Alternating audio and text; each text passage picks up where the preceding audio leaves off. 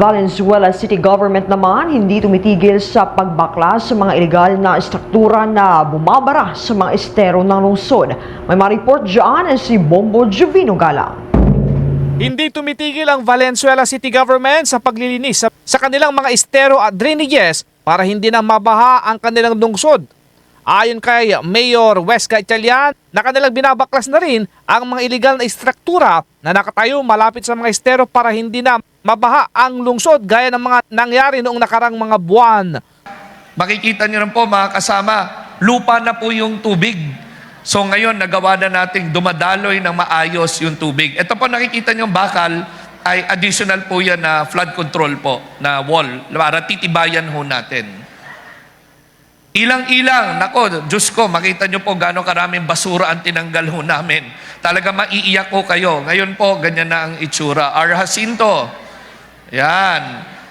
Isa po sa naging challenge po na nakita ko ho nang umiikot ho ako ay ito pong landmass, no? Nagbuo na ng mga lupa sa katagalan at natambak na. So talaga pong heavy equipment, drainage natin, pinaluwang natin at ito na pa yung itsura. Pasalamat din ang opisyal sa National Government Agency dahil sa tulong nila para mapanatili ang kalinisan at hindi maging sentro ng pagbaha tuwing tag-ulan.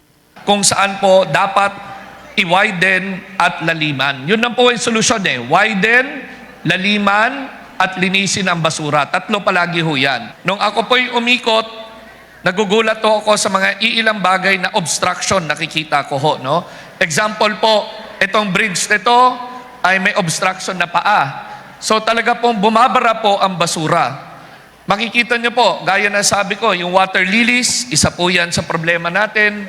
Dito naman sa litrato, imbis na lumalaki ang creek natin dahil sa landmass, sumisikip pa. Kita mo niyo naman, imbis na dadaloy po, pasikip ng pasikip po yan.